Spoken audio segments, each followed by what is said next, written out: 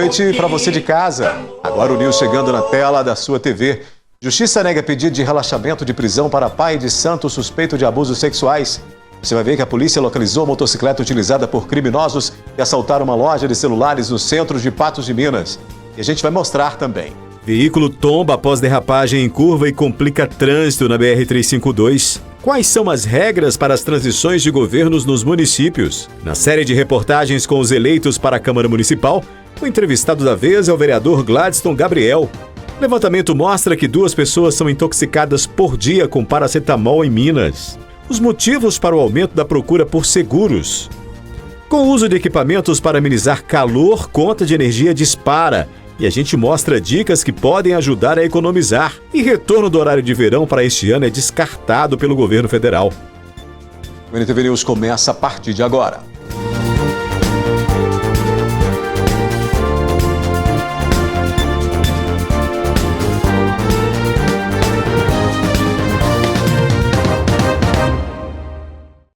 A Polícia Militar vem realizando ações para aumentar a sensação de segurança em Patos de Minas. Na noite passada, a Operação Presença foi deflagrada no terminal rodoviário. A Polícia Militar, com apoio de cão farejadores, estiveram na rodoviária de Patos de Minas e também no galpão do produtor rural para realizar a Operação Presença. Operação essa que aconteceu na noite dessa terça-feira aqui em Patos de Minas e contou aí com esse apoio da Roca, no intuito de trazer mais segurança e sensação aí dessa segurança aqui para toda a população ao redor. Os cães foram utilizados nos ônibus intermunicipais para verificação também e uma conversa foi realizada juntamente com os passageiros. Nós realizamos rotineiramente ações e operações preventivas e repressivas. O nosso objetivo aí é garantir a segurança pública e, é claro, uma segurança pública de qualidade. Então, por isso, através de análise de dados, observação de dados de inteligência, nós realizamos rotineiramente essas operações em locais previamente definidos. O terminal rodoviário, como você disse, é um local que é muito visitado pela população e também por visitantes, que chegam e que saem de Patos de Minas. Então, nosso objetivo é garantir que aquele local seja tranquilo, e que a segurança pública seja realmente efetiva lá. Por isso é que realizamos na data de ontem uma operação eminentemente preventiva, com o objetivo aí de garantir a segurança objetiva a toda a população e aos visitantes aqui de Patos de Minas. Em meio à chuva forte que atingiu a região na tarde de hoje, um carro desgovernado tombou na BR-352 em Patos de Minas. O acidente aconteceu poucos quilômetros após o trevo de Patos de Minas e um pouco antes do posto Avenir. Aconteceu a situação aqui em que um condutor dirigia uma van estilo motorhome, perdeu o controle e tombou. Segundo informações da Polícia Militar, o homem saiu daqui com vida, tranquilamente, não teve nenhum tipo de ferimento, o carro foi recolhido e levado, os danos foram apenas materiais. Não temos ainda informações da idade do homem, mas sabemos que ele dirigia o motorhome sozinho e vinha de Patos de Minas, sentido Lagoa Formosa. Amanda Oliveira para o jornalismo da NTV. A Polícia Militar de Coromandel realizou uma operação nesta quarta-feira com o objetivo de prevenir possíveis casos de homicídios. A ação resultou na apreensão de munições, arma de fogo e celulares. 2 pessoas foram conduzidas à delegacia por posse ilegal de arma de fogo. Além disso, um homem de 27 anos, foragido da justiça, foi localizado em meio a essas ações. Ontem nós mostramos aqui no NTV News que bandidos armados assaltaram uma loja de celulares no centro de Patos de Minas. Hoje, a Polícia Militar falou sobre o caso e também sobre a localização do veículo utilizado pelos assaltantes. Era bem no horário do almoço, quando os 2 suspeitos entraram na loja. Primeiro, ficaram observando os celulares na vitrine. Logo em seguida, o suspeito de blusa branca e capacete bege vai até a atendente que está atrás da bancada e já anuncia o assalto. Ali ele já pega alguns telefones e o comparsa dele com a mochila vai também ali ao fundo da loja para poder colocar os materiais celulares dentro da mochila. A atendente, que está em estado de pânico com toda a situação, não consegue se movimentar em relação a tudo que acontece.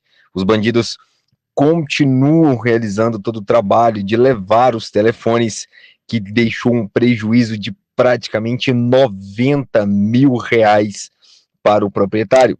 Toda a ação durou muito pouco tempo aí junto dos bandidos. Ações como essa que durou cerca aí de 20 minutos de os bandidos ter retirado todos os telefones a qual eles queriam e levado embora. Nós fomos acionados, no início da tarde dessa terça-feira.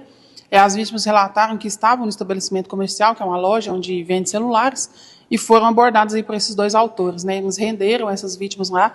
Segundo elas, um deles estava armado com arma de fogo e sob essas ameaças, subtraíram lá aproximadamente 31 aparelhos de telefone, sendo 27 novos e 4 usados. A Polícia Militar, que logo após o assalto já começou o trabalho para tentar localizar os suspeitos desse assalto.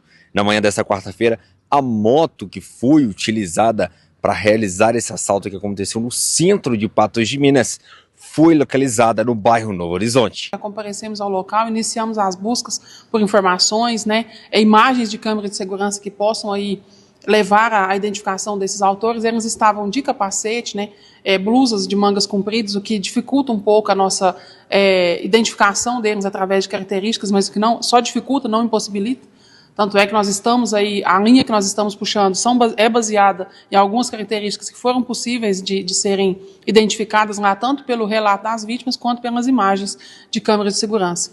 Na manhã de hoje, quarta-feira, a moto que eles utilizaram para evadir foi localizada, abandonada lá nas proximidades do bairro Novo Horizonte, e nós estamos persistindo na busca, na tentativa aí de localizar esses autores, porque, como eu disse, a forma como eles utilizaram lá dificulta, mas não impossibilita o nosso trabalho. Nós somos uma polícia eficiente, que busca resultados, e é nossa intenção dar uma resposta aí à sociedade diante desse roubo. Depois do intervalo aqui no News, quais são as regras para as transições de governos nos municípios? E ainda, na série de reportagens com os eleitos para a Câmara, o entrevistado da vez é o vereador Gladstone Gabriel.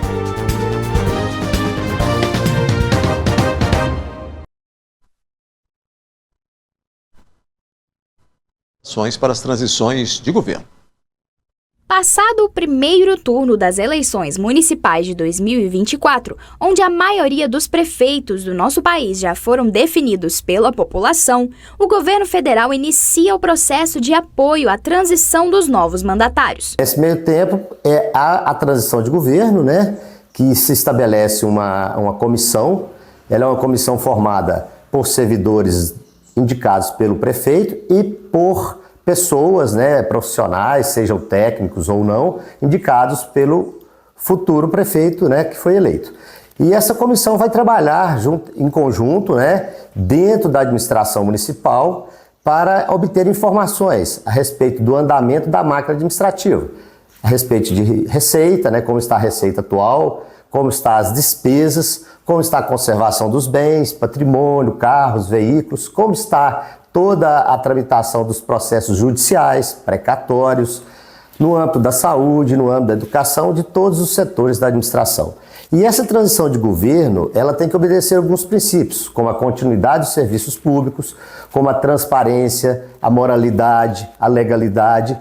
Então, a comissão de transição tem uma conotação de obter informações, de como se andou e anda essa gestão atual, para que o próximo que assuma possa dar continuidade aos serviços públicos. Em algumas cidades da nossa região, como Lagoa Formosa e Vazante, houveram diversas demissões e encerramentos de contrato pelos prefeitos que ainda estão no cargo. Mas, afinal de contas, o que pode ou o que não pode ser feito durante esse período? Quando se inicia todo o processo eleitoral, o artigo 73 da Lei 9.504, ele veda condutas tendentes a afetar a igualdade de condições entre os candidatos. Dentre elas, no artigo 73, inciso 5, estabelece que é proibido a contratação, a nomeação ou a demissão de servidores sem justa causa. Ou seja, há necessidade de uma motivação do ato para o qual se irá demitir aquele servidor. Simplesmente por um ato de desconforto do prefeito, por ter perdido a eleição, ele demitir servidores, rescindir contratos de servidores contratados de forma temporária, sem motivação, sem justificar, é conduta vedada pela legislação eleitoral.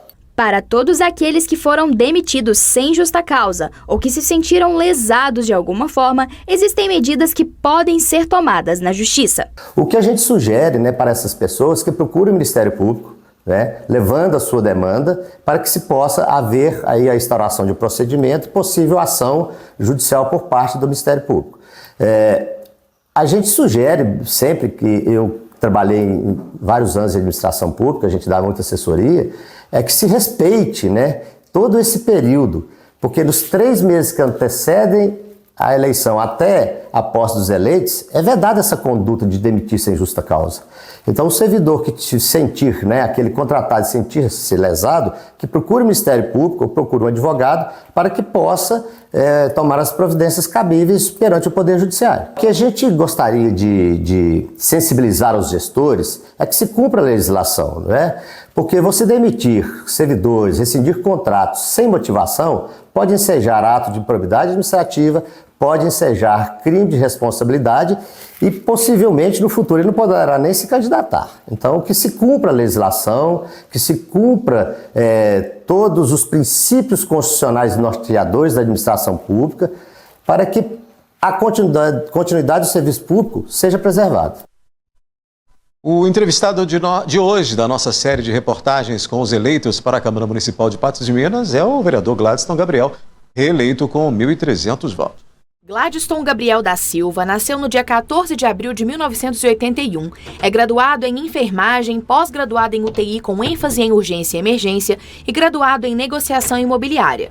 O vereador acredita que sua reeleição é uma resposta positiva da população à sua primeira gestão. Acredito que tenha sido positivo, até porque se não tivesse sido positivo, a gente não tinha caído no gosto da população e não teria conseguido a reeleição. No mandato atual, durante o período eleitoral, o vereador se dedicou a diversas atividades, acumulando 3 cargos. Foi muito desafiador ser presidente da Câmara, presidente do partido PL, exercer meu mandato como vereador e ainda estar no ano de eleição. Então eu tiro uma conclusão que realmente, apesar de ter sido difícil, a população gostou. E graças a Deus a gente está aqui mais uma vez para exercer o nosso mandato da melhor forma possível. Tendo atuado principalmente na área da saúde, Gladyston também se dedicou às causas rurais e à educação. Nós entramos com um projeto aqui anteriormente que possibilitou que todos os galhos das estradas rurais fossem arrumados, né? Isso não acontecia em Patos de Minas e foi através de uma lei minha do vereador Mauri que nós conseguimos e foi aprovado aqui. Nós tivemos também, muita gente não sabe, mas os kits escolares, quando eles foram montados, eu entrei com uma emenda para corrigir os kits, né, para que a gente tivesse os cadernos de acordo com cada ano de formação da criança, com que até as coisas básicas, por exemplo, apontador jumbo não fosse jumbo, fosse um apontador simples para o lápis simples. São coisas pequenas, mas que se a gente não tivesse feito as correções, com certeza teriam sido materiais que seriam desperdiçados, né? E pretende abranger mais causas na próxima gestão. Apesar do meu trabalho principal e minha formação, né, profissional ser enfermeiro, a minha pauta essencial é a saúde, até porque a gente entende que os mais humildes são os que mais precisam da saúde. Então a gente precisa fazer com que a saúde chegue de uma forma mais equivalente, de mais equitativa, que ela seja mais abrangente na saúde como um todo de cada pessoa daqui de Patos de Minas. Mas é óbvio que a gente consegue abranger várias outras áreas, então a gente tem um foco bem abrangente. Gladyston é irmão de Sandra Gomes, vice-prefeita reeleita, uma das razões que o fazem ser apoiador da atual gestão da prefeitura. Mas o vereador acredita que seja importante ajustar os pontos para atender a população. Não é mistério para ninguém, até porque a minha irmã é a vice-prefeita, né, a Sandra, e sou apoio sim. Agora, é fato que quando há alguma divergência de entendimento do executivo com o legislativo, em especial na minha pessoa, o que eu não faço é palanque político disso. Nós vamos para dentro do gabinete, seja por uma ligação de telefone, e a gente ajusta os pontos para entender o que é melhor para a população. E é assim que nós caminhamos nesses quase 4 anos passados e pretendemos caminhar à frente também. A seguir tem a previsão do tempo para este meio de semana e você vai ver que a Justiça negou o pedido de relaxamento de prisão para pai de santo suspeito de abusos sexuais. Nós mostramos aqui no NTV News que no mês de agosto deste ano foi preso Alex Júnior da Silva após denúncias relacionadas a possíveis abusos sexuais mediante fraude. Desde então, Alex, que se apresentava como religioso, permanece preso. A defesa dele pediu relaxamento da prisão, mas a Justiça não vislumbrou nenhuma alteração fática ou jurídica para reanalisar a prisão e indeferiu o pedido. nesta quarta-feira. Inclusive, a Justiça já determinou data para audiência de instrução e de julgamento. Sobre isso, eu vou conversar com o advogado das vítimas, Tiago Alves, que nos visita hoje aqui no NTV News, para a gente falar sobre esse assunto. Tudo bem, doutor? Boa noite. Boa noite, Daí. Boa noite a todos os telespectadores da NTV. Doutor, são 4 vítimas neste processo. Quais as semelhanças entre os relatos dessas vítimas? Bom, só relembrando o caso, Daí, esse caso foi de grande repercussão aqui em Patos de Minas, em que esse líder religioso usou, então, da sua mentoria espiritual com essas vítimas e começou a praticar atos que não eram da religião. Inclusive, isso foi muito debatido aqui na própria NTV com líderes, com especialistas em religiões e que falaram categoricamente que aquilo não poderia ser usado na religião, né? Como ameaças, como colocar mãos, pedir para ficar de forma nua. Isso não é da religião da Umbanda. Então, a partir desse momento que as vítimas viram que estavam sendo usadas pelo esse líder, saíram desse templo e então fizeram a denúncia, teve todo o inquérito policial.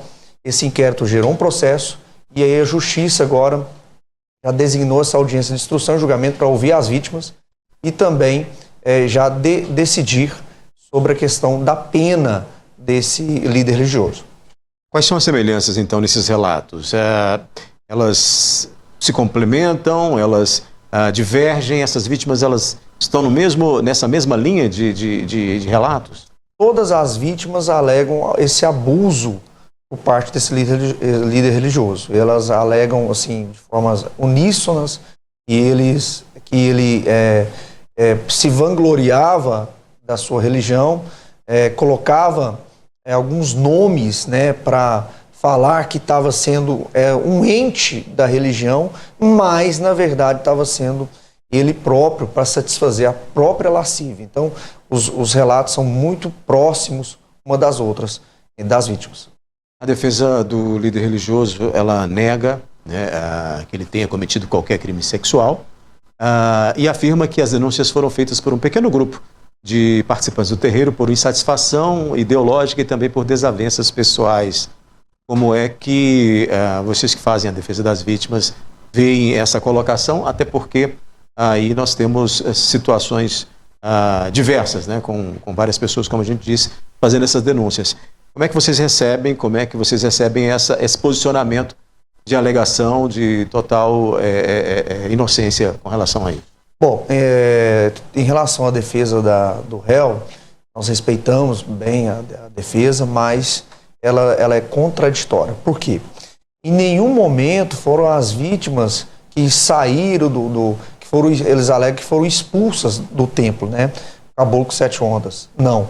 Elas saíram porque já viram os abusos. Então elas têm provas, várias provas que estão nos autos, vídeos, áudios, prints de WhatsApp, conversas com ele, falando que aquilo não era para ser feito. Então elas saíram e quando viram que estavam totalmente alienadas e que precisavam de ajuda policial, foram até a polícia e aí a polícia deu todo o suporte para elas, tá?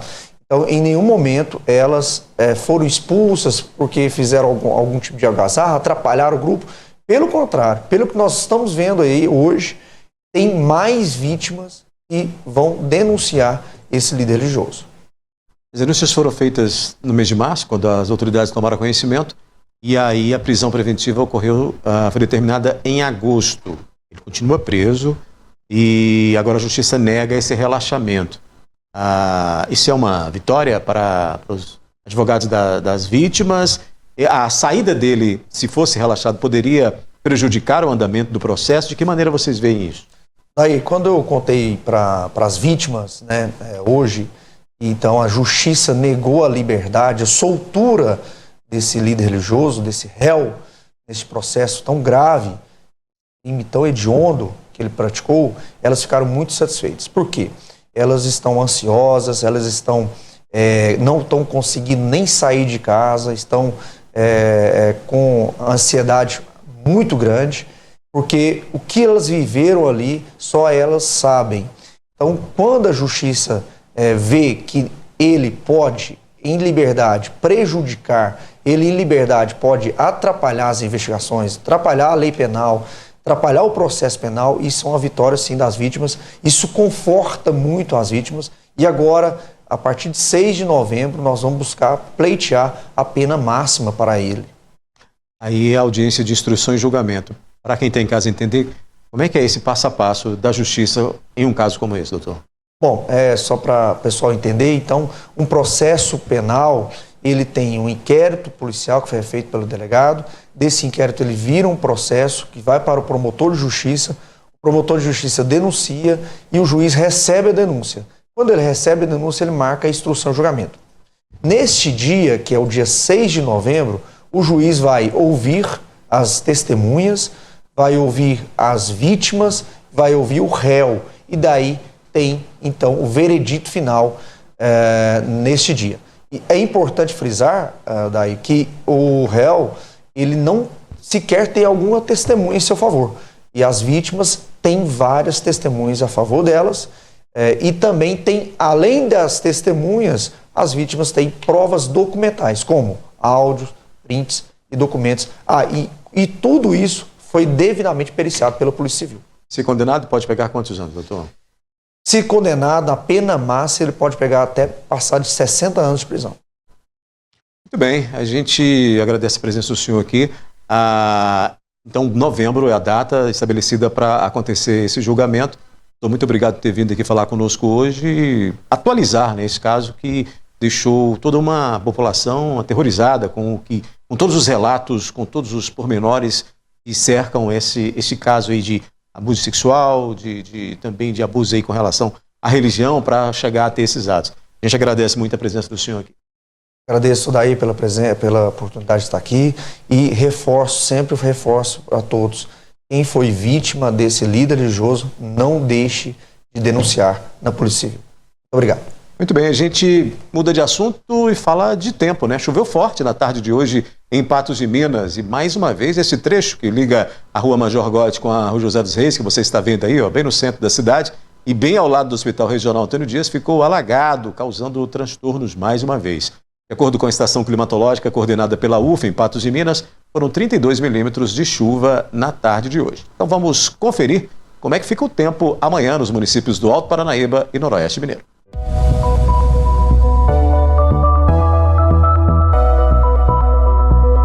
Previsão do tempo. De acordo com a previsão do IMET, a quinta-feira deve ser com céu encoberto e chuviscos ao longo do dia. A umidade relativa do ar registra 40%. Em Patos de Minas, as temperaturas variam entre 20 e 31 graus. Em Vazante, de 20 a 32. Em Rio Paranaíba, a máxima prevista é de 33 graus. Em Presidente Olegário, de 20 a 31.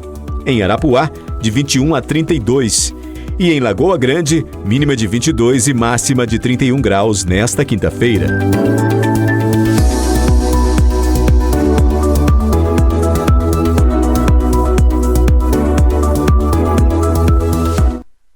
A seguir aqui no News, a gente fala de saúde. Minas confirma 4 casos de superfungo e levantamento mostra que 2 pessoas são intoxicadas por dia com paracetamol em Minas Gerais. Agora o assunto é saúde. 4 casos de um superfungo foram confirmados em Minas. Segundo a Secretaria de Estado de Saúde, cerca de 24 pessoas estão sendo testadas. Esse fungo, o Candida auris, tem alta transmissibilidade e também a capacidade de colonizar rapidamente a pele do paciente e o ambiente próximo a ele. Por isso é fundamental a prevenção de contato com os suspeitos. O secretário de Estado de Saúde, Fábio Baquerete, falou hoje sobre o assunto. Esse fungo provavelmente veio de um paciente que esteve na Colômbia, onde ele já é comum em hospitais de lá. Então, por isso, a Secretaria Estadual de Saúde, junto com o Hospital João 23, pela FEMIG, nós estamos fazendo todo o controle epidemiológico de vigilância desses casos. A gente faz testes rotineiros dos pacientes que são contatos destes 4. E aqueles que vão negativando, vão tendo seu isolamento descontinuado. Alguns deles já estão em casa e essa testagem faz em ambiente fora do hospital.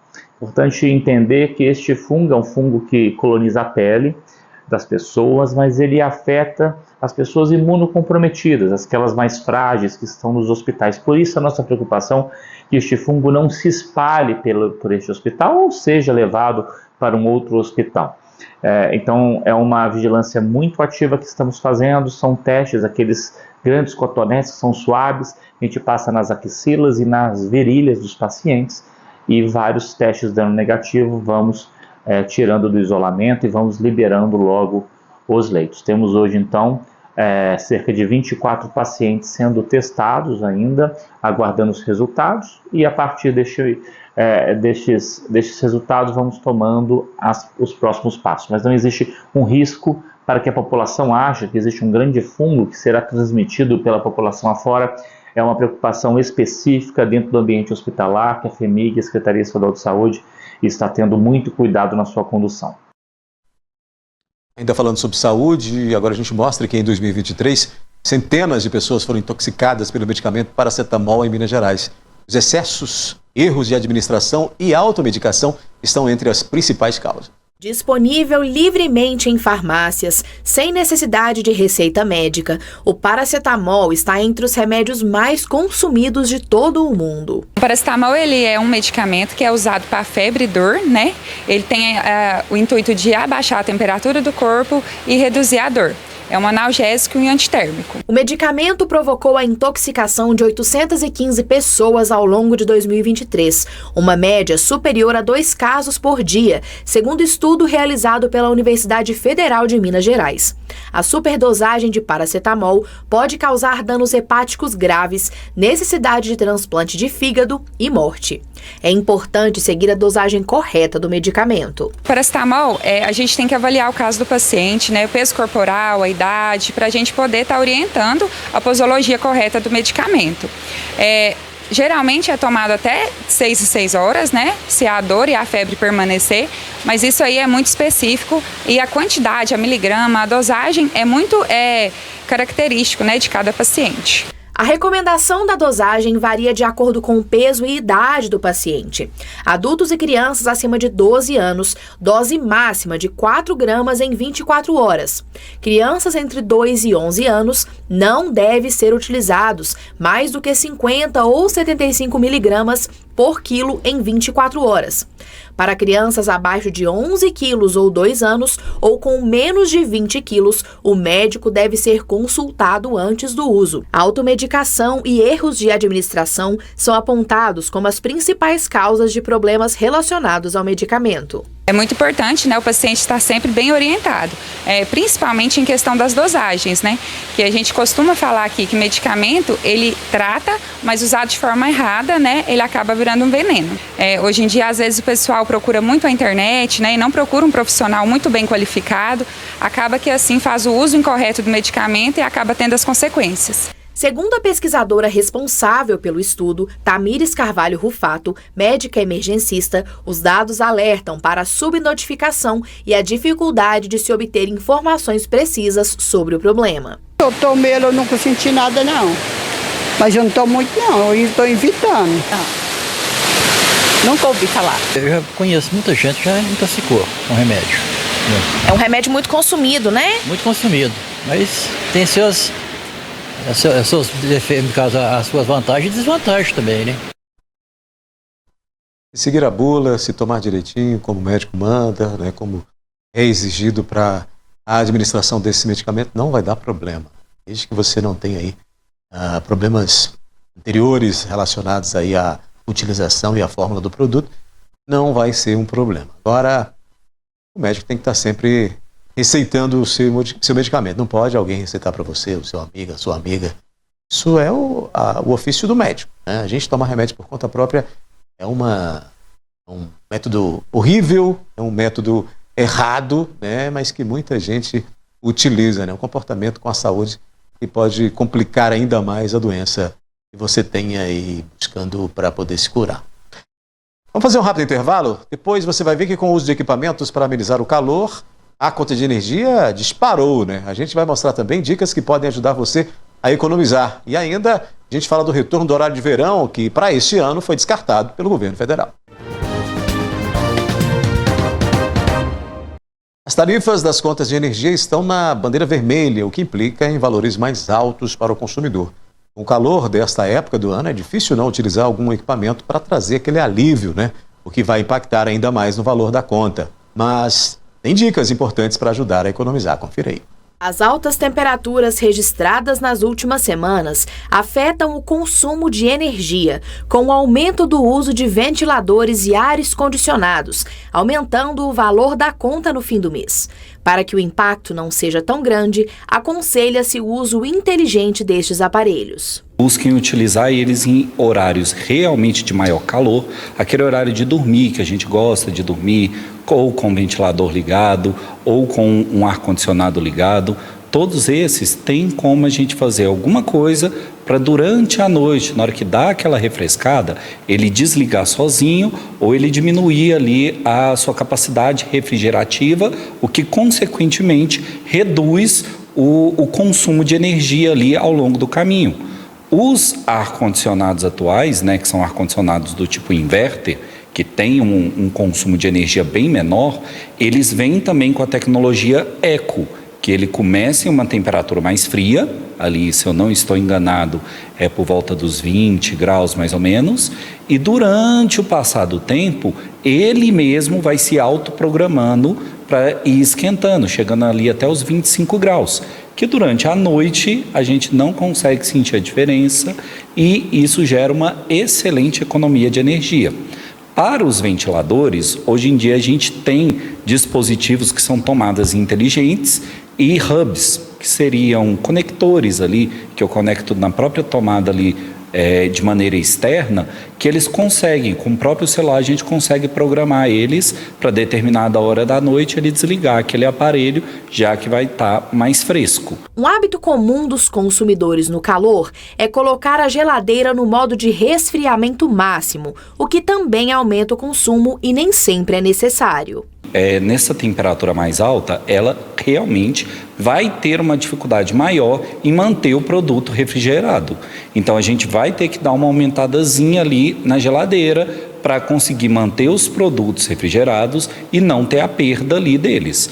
Agora, não precisa também colocar ali no máximo, a não ser que sua geladeira esteja lotada de coisa que realmente esteja sendo necessário. Que você perceba que os produtos não estão ficando numa temperatura ali adequada. Aparelhos em stand-by, ou seja, aqueles que são mantidos na tomada, mesmo não estando em funcionamento, geram consumo de energia. Existem alguns cálculos que já foram feitos por diversos estudiosos baseados nisso, e a TV, quando ela está só com aquela luzinha ligada, é um modo que a gente chama de modo stand-by, que quer dizer, ela está esperando a ser utilizada. Nesse modo stand-by, é costume que ela gaste 5 watts a cada hora de consumo. Então, numa continha rápida aqui que a gente pode fazer, né? 5 watts a cada hora, a gente tem 24 horas por dia, vamos jogar para 20 horas só para facilitar a conta, daria ali 100 watts por dia. Ao longo de 30 dias, isso já vai render aí para a gente mais 3.000 watts, o que geraria ali no final do mês, só para uma TV, um custo ali aproximado de uns R$3 só pela TV. Então, assim, tem um consumo, R$3 pode não parecer muita coisa, mas na hora de você pensar que não vai ser só uma TV, que vai ter o carregador de celular, que vai ter o videogame ligado, que vai ter o micro-ondas ligado, que vai ter mais alguma coisa ligado, isso pode facilmente crescer ali para os R$20, R$30. O governo federal não irá retomar o horário de verão em 2024. A decisão foi comunicada hoje pelo ministro de Minas e Energia, Alexandre Silveira. No entanto, a medida não foi descartada para o próximo ano. Nós fomos às ruas para saber o que pensa o patense sobre este assunto. O governo federal descartou a possibilidade de reativar o horário de verão neste ano, apesar de especulações e estudos realizados sobre o impacto da medida. Após a reunião com representantes do Operador Nacional do Sistema Elétrico, a decisão foi anunciada em coletiva de imprensa pelo ministro de Minas e Energia, Alexandre Silveira. Isso foi implementado no Brasil na década de 2000. É uma política que eu destaco mais uma vez, nós vemos ela como uma política importante para assegurar a em especial os momentos que a gente chama de sobrecarga na ponta, são os momentos onde, agora em especial, nesse momento de transição energética e de crescimento das energias intermitentes, a gente perde carga de energia solar no final do dia e aumenta a ampliação do uso das energias e, consequentemente, aumenta o despacho de energia térmica. De acordo com o ministro, os níveis dos reservatórios estão estáveis o suficiente para enfrentar o verão sem a necessidade de adiantar os relógios. No entanto, a medida pode ser reavaliada para os próximos anos. Mas o Brasil, conforme índice do CEMADEM, índice oficial do Ministério da Ciência e Tecnologia, viveu desde 1950, quando o CEMADEM fez a sua primeira medição de índice pluviométrico, a maior seca da nossa história. E, graças a algumas medidas feitas durante o ano, eu vou citar algumas delas, medidas de planejamento, nós conseguimos chegar com os nossos reservatórios ainda com índices de resiliência que nos dão a tranquilidade, e aqui repito, mesmo com o surgimento da possibilidade da decretação do horário de verão, eu sempre destaquei, para que não haja nenhuma dúvida, que nós não teríamos risco energético para esse período, mas que o horário de verão não estaria descartado caso mudasse alguma coisa negativamente ou tivesse uma relevância substancial na questão da modicidade tarifária, menor tarifa para o consumidor. Nas ruas, a população se mostra dividida sobre o possível retorno do horário de verão. Olha, eu prefiro não ter, acho melhor desse jeito. Não, porque parece que o dia fica bem mais longo e a gente acorda, tá escuro. Gosto sim, eu gosto. E a gente sai para trabalhar, de manhã a gente vai trabalhar, vai mais cedo, mas volta mais cedo. Assunto que vai continuar dividindo opiniões, né? A procura por seguros tem aumentado significativamente entre os brasileiros. No comparativo com o ano passado, o crescimento chega a mais de 17%. Segundo a Superintendência de Seguros Privados, o setor de seguros obteve uma arrecadação no primeiro trimestre de 2024 de 102,95 bilhões de reais, uma alta de 17,3% em relação ao mesmo período do ano passado. A procura pelo seguro de vida foi uma das que mais aumentou. A gente vê, na verdade, desde a pandemia, um aumento significativo da procura de seguros, mas o seguro pessoal, que se trata do seguro de vida, que vai entrar a questão do planejamento financeiro. Mas, em paralelo a isso, a gente vê também um grande aumento no seguro do automóvel, no seguro da empresa, no seguro residencial e a questões também de fatores climáticos, né? O seguro de uma lavoura, de um equipamento, que vem acontecendo muitos prejuízos, né, no Brasil em relação a isso aí. Então, mostra pra gente que o brasileiro ele tá ficando mais consciente referente a ter esse cuidado, né, essa proteção. Mesmo com a procura maior pelo serviço demonstrada neste ano, em relação a outros países, o Brasil ainda é um país que procura menos pelos seguros. A gente percebe, né, em uma pesquisa que eu fiz recentemente, que no Japão 92% da população tem seguro, já nos Estados Unidos 52% e aqui no Brasil 17%. Então a gente vê que está sendo mudada essa mentalidade, mas que precisa melhorar muito, né? A preocupação em relação ao planejamento financeiro, à sua família, o que isso pode causar na ausência, porque o seguro, principalmente de vida, as pessoas entendem que é só deixar um valor na ausência, mas não é. Existem várias coberturas referente usar em vida, doenças graves, né? A gente tem aí a invalidez. Então, para qualquer tipo de idade, em qualquer estágio que você esteja na vida, sendo pai de família, mãe de família, solteiro, casado, por isso a importância, né, de você ter um corretor de seguros que vai sentar com você e ver a sua realidade para te atender, né, aí nessa proteção de vida.